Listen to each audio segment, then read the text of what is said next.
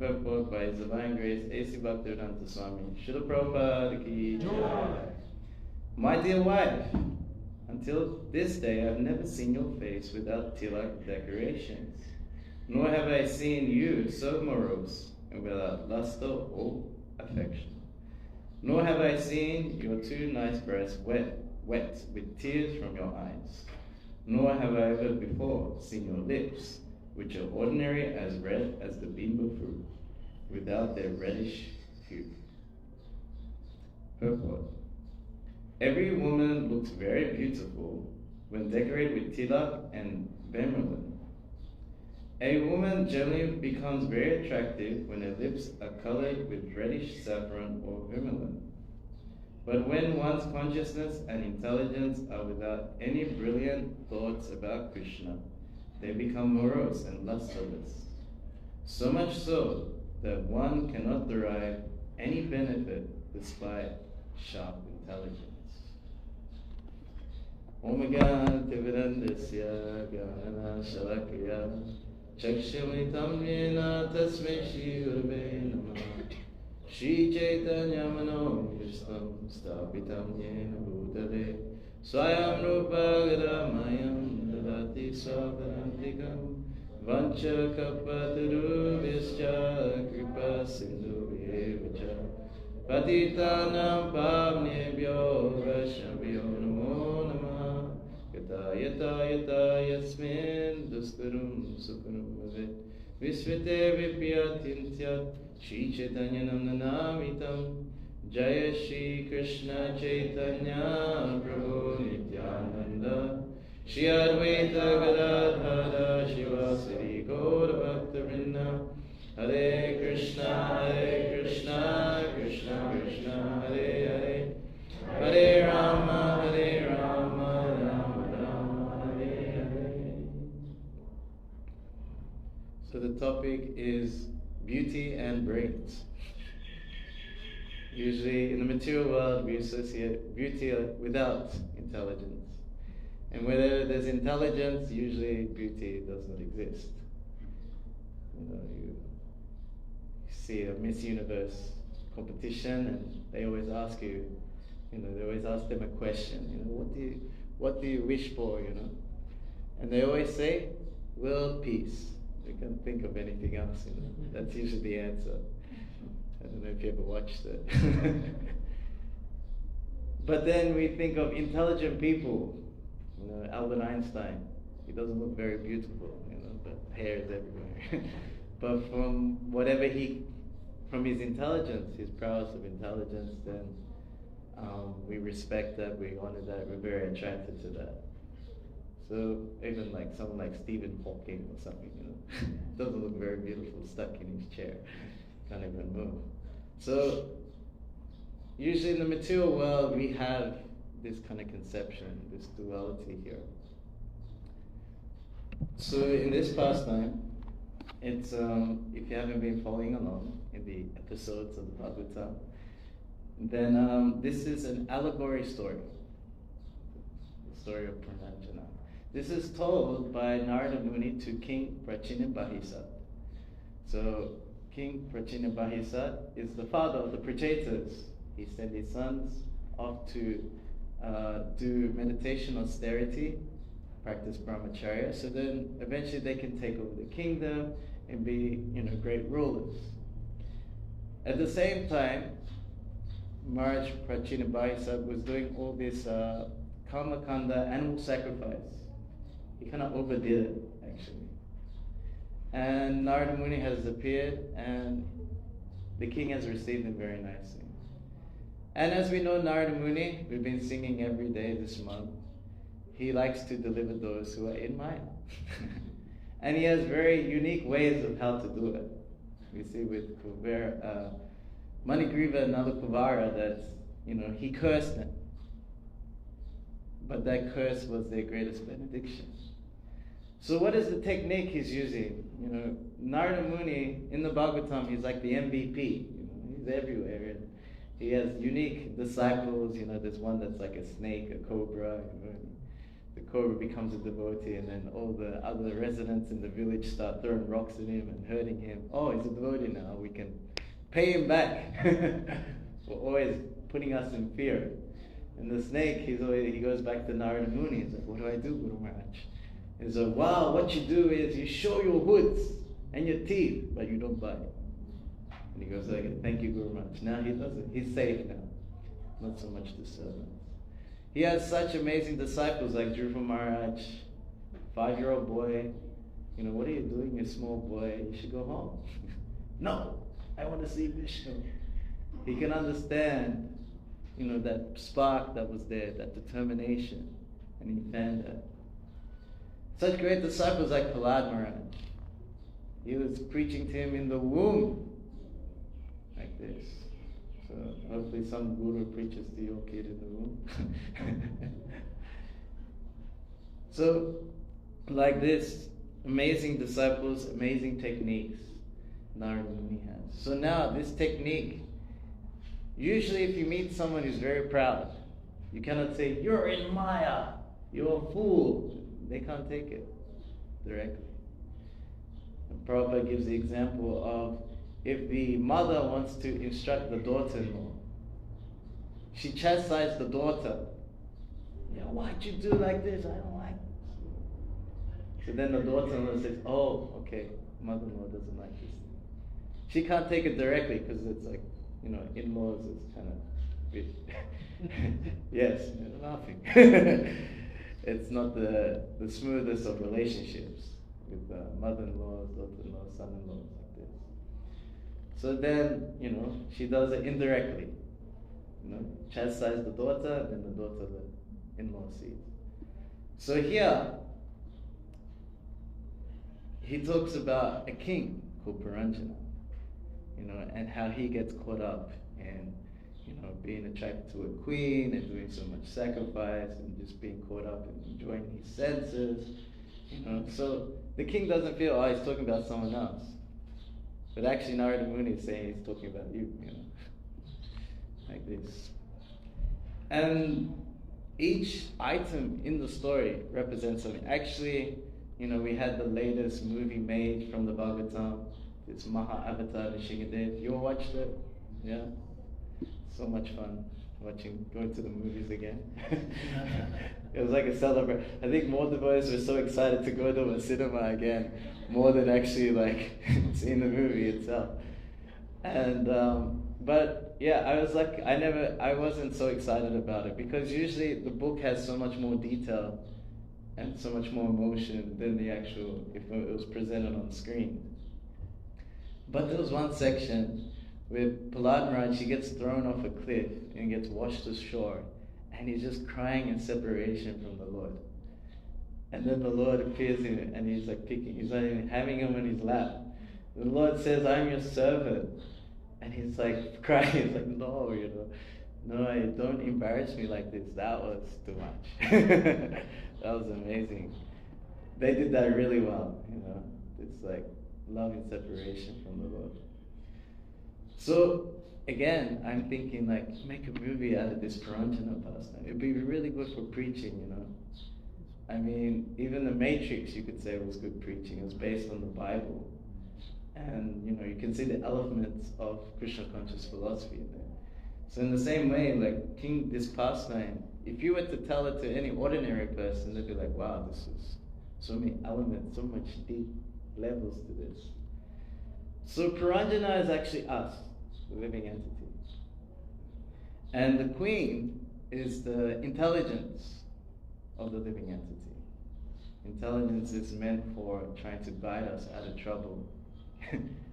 So what happened here, Puranjana, he went out hunting. He, without consulting his wife, his queen. So he did something outside the relationship. This is, so he was very happy just hunting, indiscriminately, just killing,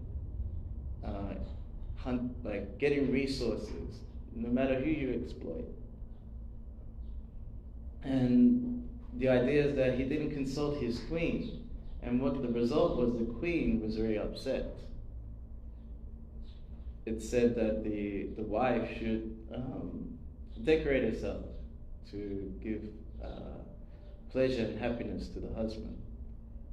And when the husband's not home, then she doesn't decorate herself so much. So the decoration of her beauty, her beauty is for the husband's enjoyment. So here, he comes back and he finds her just like so depressed, sad, angry. Apparently the kings, when they have like a room for the queen when she's upset and angry. And she goes in there and everything is like a bit more cheap so she can smash stuff and throw things around. You know, and then when she's in the room, then the king knows, okay, you know, my wife's upset, you know, I better do something about it, you know. She doesn't have to tell him anything directly. She just goes to the room, you know. Where's my wife? She's in the room. Okay, now I need to act accordingly. So in the same way, she didn't decorate herself. She had tears flowing down her hair, and he was saying like, yes, you know, I remember seeing your face so beautiful, but now it's not. Or, why are you not beautiful? So for us living entities, we need intelligence. Otherwise, we are Manvamsa Jivaloke Jivabhuta Sanatana. Manasasjani Indrani Prakatistani Kashiti. That living entity will be always disturbed by the six senses, which include the mind. Do you feel that sometimes? Disturbed by your six senses, and especially the mind. Why did she say that? Why did he say like this? And then mind is gone.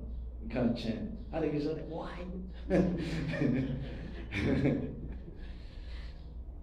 So, intelligence is higher than the mind and the senses. It's meant to be strengthened by the conversations between Kṛṣṇa and Arjuna. It is said in the Bhagavad Gita, one who studies this conversation of Bhagavad Gita worships me with their intelligence. Without intelligence, we cannot function properly. Our intelligence at the moment is contaminated, it's become disturbed, it's become ugly, just like the wife being neglected. So here, Prabhupada is showing, you know, he mentions, but when one's consciousness and intelligence are without the brilliant thoughts about Kṛṣṇa, they become morose and lusterless. So this is where beauty and intelligence come together. There's so many biographies of Srila Prabhupada. There's one by Dhanavya Goswami. It's called His Divine Grace. It's very nice. So Dhanavya Maharaj in his younger days was very athletic. He was like state champion in volleyball, and he was very athletic, and he's in college. And one of his friends became a devotee, like this. And he said, hey, my dear friend, you know, I want to show the most beautiful person, like this. So Dhanavya Maharaj, before being a devotee, he was thinking, oh, he's going to show me some pictures of some beautiful women, you know, like this. And he opens up like one of Prabhupada's books and he shows a picture of Prabhupada. This is the most beautiful person. He's like, what? He's like an old man. He's like an old man. But yes, he did admit, he does look beautiful. You know? So many times, people will say he's glowing. You know, he has this golden beauty coming. He's so attractive, Srila Prabhupada.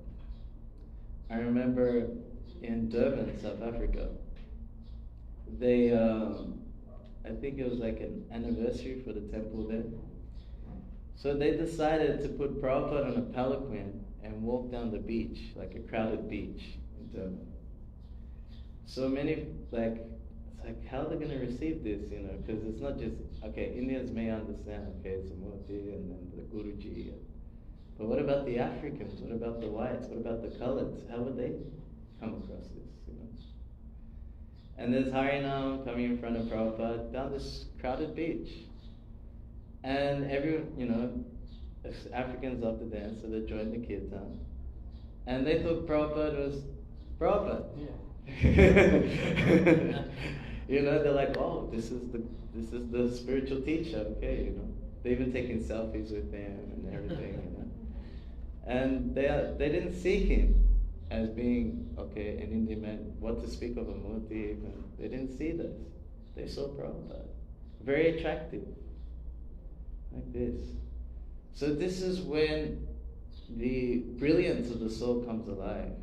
When our intelligence coincides with the intelligence of the Supreme Lord.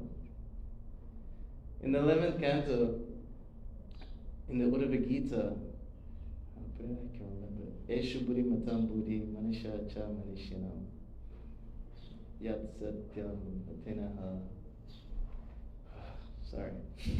Last line is escaping me. But the answer, Krishna is saying this bhakti yoga is the cleverness of the most clever. The intelligent of the most intelligent. Why? Because one can make use of the temporary and unreal to achieve me, the eternal reality. So bhakti yoga is how you become truly beautiful. Bhakti yoga is the way you become truly intelligent. Yes. And so the gift of Prabhupada is giving us a brain. In the early days in America, the devotees were accused. Shri Shri Radha Golokananda Ki, Shri Krishna Balaram Ki, Shri Govardhan Ki, Shri Shri Gauranitai Ki. So in the early days, they were accused. You Hare Krishnas are brainwashing. And they even took them to court, right? Brainwashing. And then what was Prabhupada's response? It's like, yes, we are brainwashing. Their brains are dirty. You know. But he says, no, we are not brainwashing. You know, because they don't even have brains. What is the question of washing? They think they are this body made of blood, flesh, and bone. They don't know anything about the true self, the soul. What is the question of intelligence? Can you think that someone's intelligent if they don't know who they are? No intelligence. What to speak of beauty? Simply liquid beauty. Just like that story, huh? The prince sees the beautiful girl. Oh, so beautiful, become my bride. Yeah, sure, come in a week.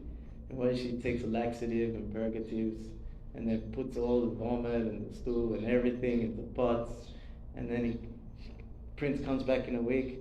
Where's my bride? Who are you? I'm your bride. What? What happened to the beauty? Oh, you want the beauty? Yes, please. Here you go. Oh my gosh. This is the beauty the people without brains are attracted to. The real beauty comes from the soul. When the soul leaves the body, do you want to embrace your beautiful wife again? Or your handsome husband again? When that soul leaves the body? No. We burn it. Or put it on the ground. We don't want to deal with it anymore. This is the beauty of the material world. So one needs intelligence. What is really intelligence? So in the UK, Prabhupada's in the UK, and they have this group called Mensa. So this is like the most intelligent people in the UK. You have to have an IQ like, you know, above 180 or something like this. It's something crazy. And they all come together and they all discuss, you know, philosophy, intelligence, just like. So the whole thing was about intelligence. And then Prabhupada met them and he gave the example about watering the roots of the tree. And then all the parts and parcels of the tree get full nourishment. Similarly, we have to give all our service, our love, our connection to the root of our existence, to Kṛṣṇa. Then all living entities get, you know, fully nourished. You know, if you just water the leaf, there's no use.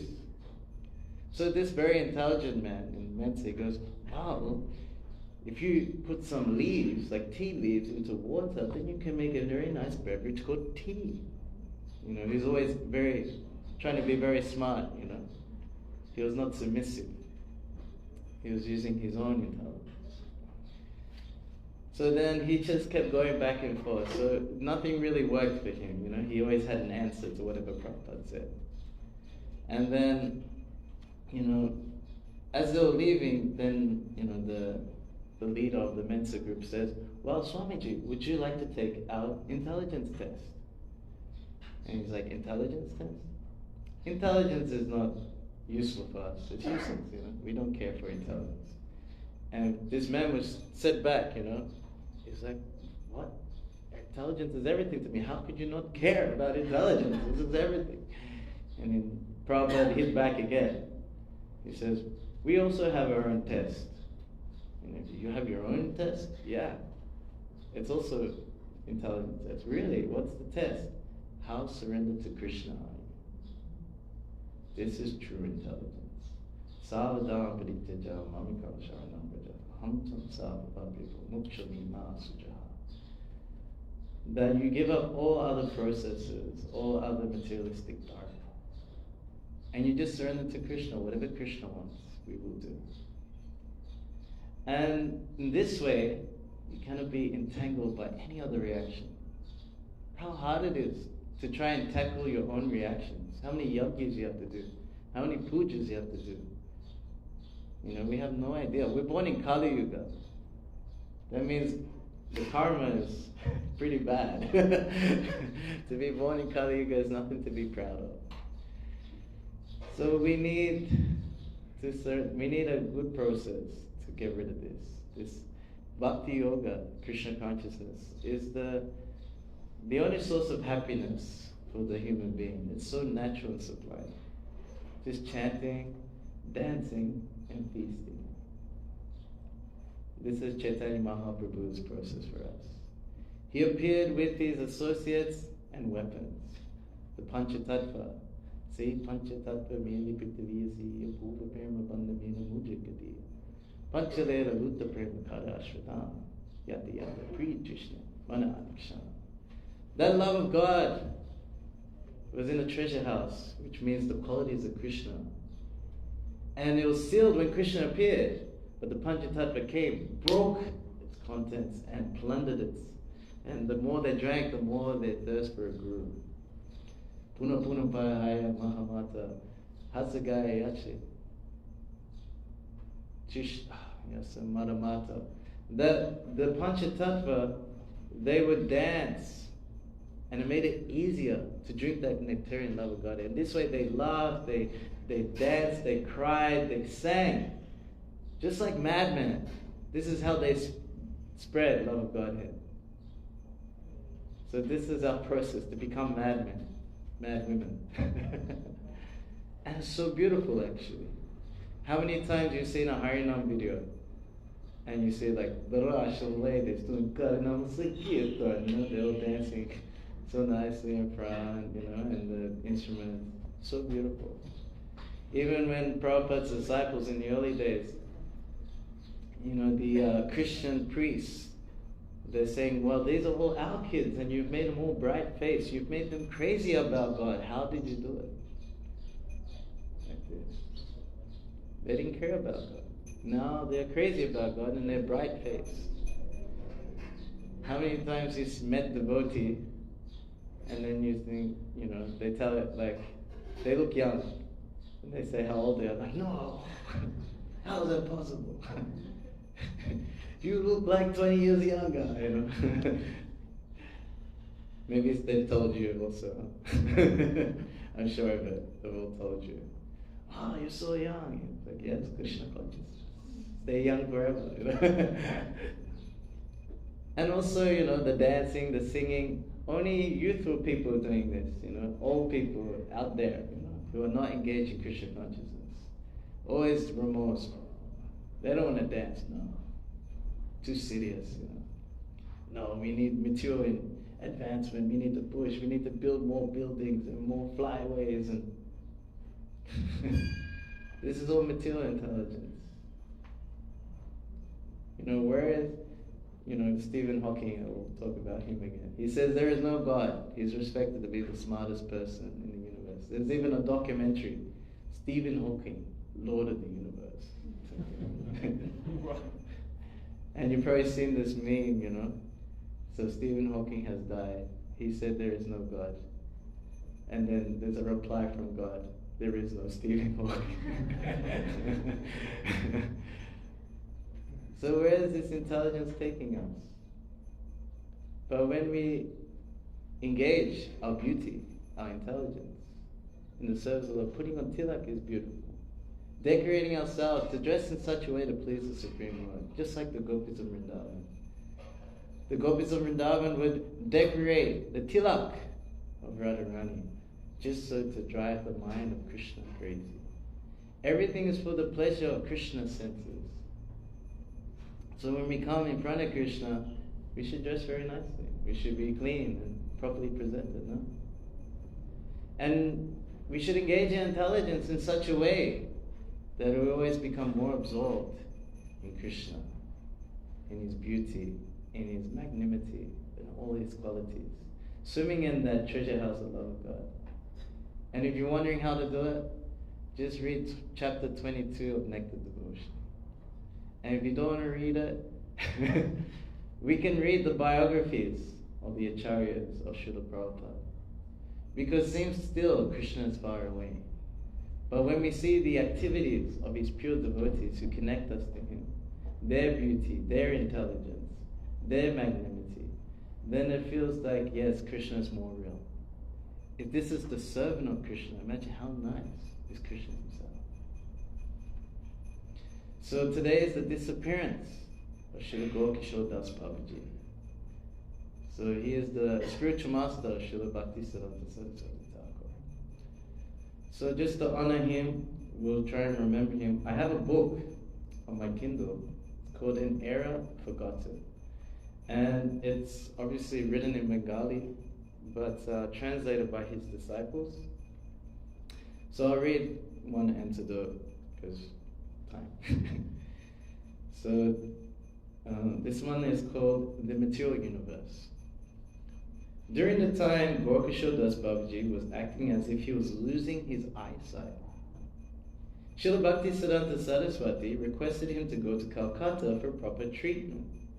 Bhaktivinoda Thakur also requested him many times to go there, but Srila Gaura Das Babaji would say, "I will never go to the material universe, Calcutta." Srila Bhaktivinoda Thakur told Babaji Maharaj that his servant, Srila Bhaktisiddhanta Saraswati, would be in Calcutta, and so Srila Gaura would not have to undergo any inconvenience. "I will never accept his service," replied Srila Gaura Das Babaji. "I will drown myself first in the Saraswati River. If I drown myself in the Saraswati River, then perhaps I can take birth as a ghost." Then Srila Gaura left very quickly, proceeding toward the Saraswati River, which flowed in front of the Shivananda Kunj. Srila Bhaktisiddhanta Saraswati, running behind him, humbly requested him again and again that he come back. From that day, Srila Babaji Maharaj was seen nor heard for about 45 days. Then suddenly, after 45 days, he arrived at Shivananda Kunj and declared, "By killing myself, I will not obtain Sri Kṛṣṇa.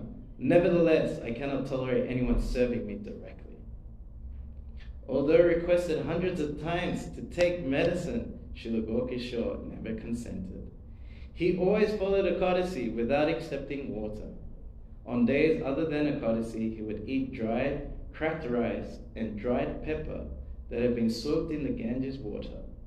His renunciation was not false, but was that which gave pleasure to the Supreme Personality of Godhead, Sri Kṛṣṇa. So that was... You want me to read another one? Okay. Alright, let me find one. Okay, this one is called The Real and Pretender Bhajananandi. Once while Srila Gaura Das Babaji was residing in the Dharmshala in Kulinagram, Srila Bhaktisiddhanta Saraswati asked him many questions about the residents of Vrindavan. and various devotees who were performing solitary worship there. Srila Bhaktisiddhanta especially asked about Bhajananandis, who were reputed to be perfect realized souls. Srila Gokishore laughed again and again upon hearing this question, finally stating, "They are all impostors." One Babaji residing in Kusham Sarovar was renowned as a great Bhajananandi. He had a few disciples who were also reputed to be perfectly realized persons. But Srila Gokishore did not even slightly agree to the authenticity of their worship. After some time, these great souls were afflicted with leprosy of the throat and left their bodies after extreme suffering.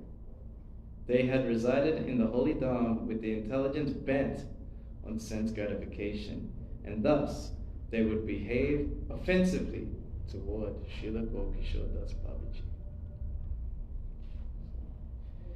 So this is our Acharya, and you can see that his disciple was actually the greatest of scholars, the most intelligent. He memorized the English dictionary. He spoke with very intellectual British professors. He confused them completely. He wrote a book, Surya Siddhanta. He was at a young age, was going to be considered a professor in a university on astrology. But then on the advice of his father, Bhaktivinoda Thakur, he said, go and take initiation from him. Gokishore Das Babaji was illiterate. He could not even read. And there was no reputation for him at all. And but he was considered so realized. Someone would just read from the scripture, and from his chanting, from his devotion to Kṛṣṇa, he was able to speak the highest philosophy and instruct the most intelligent Srila Bhaktisiddhanta Saraswati Thakur. So maybe we can just say the pranam mantra of Gokishore Das Babaji. I have it here. So you can repeat after me.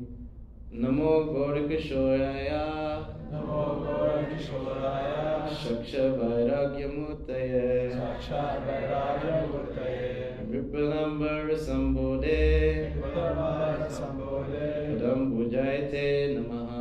Padam Bhujayate Namaha. Srila Gokishore Das Babaji Maharaj Ki Jai.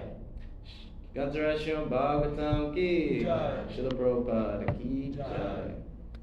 Thank you very much for your kind attention. Jai. Is there any comments or questions on what we discussed?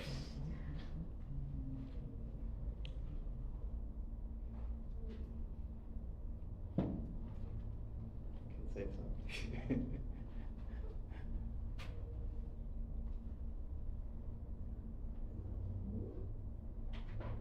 I can just remember what Srila Prabhu mentioned.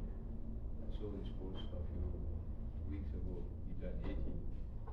Then speak on intelligence. There was some incident with Srila Prabhupada. I think he spilled the massage oil. And Prabhupada told him he would be intelligent only after 80. Thank you, Srila Prabhupada. Prabhupada love. Yeah, so, I was just wondering, at times we were chanting Kṛṣṇa mantra for so long, but still,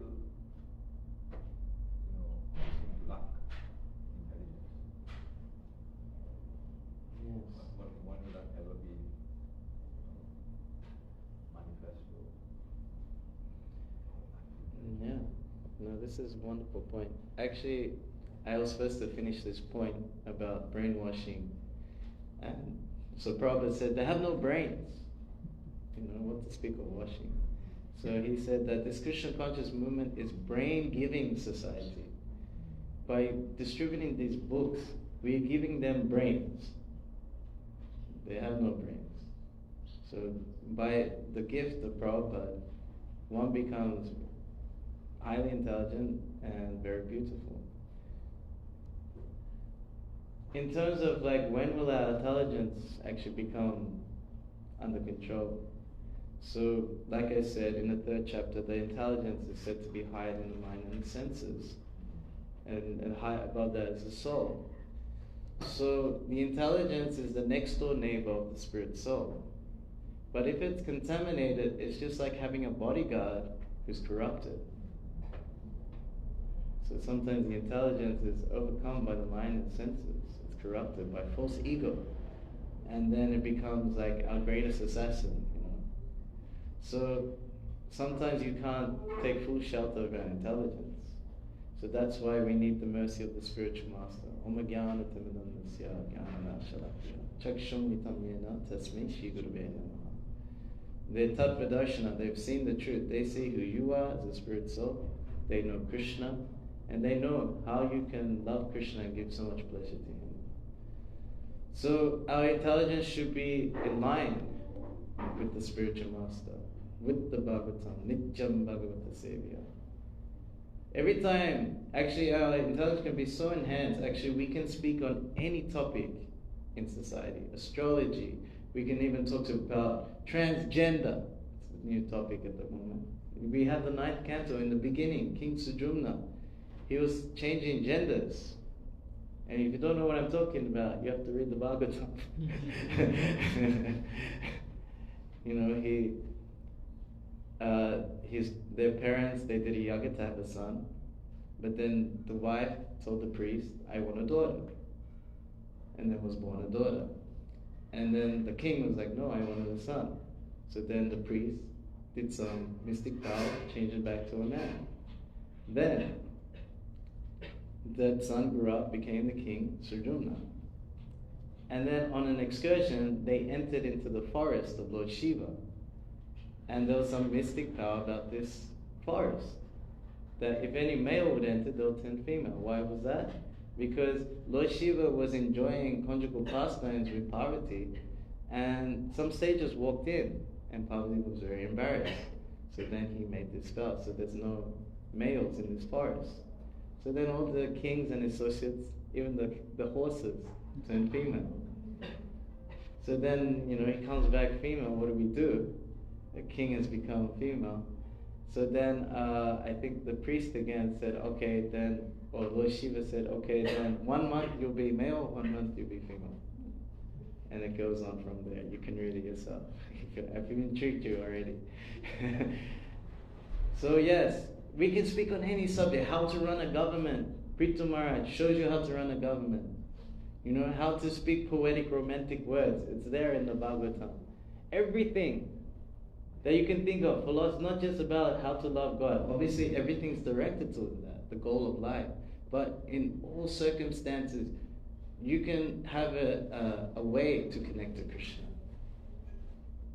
This is the magic of the Bhagavatam. This is the magic of connecting to the person Bhagavatam, the spiritual master. And this is where our beauty, real beauty and real intelligence will come alive. So thank you for bringing that up. Anyone else? Some question? Thank you so much for your kind attention. We'll see you this afternoon for the Sunday feast. Srila Prabhupada ki, Srila Gaur Das Babaji ki, Kartik Vrata ki, Nitai Go Premanande.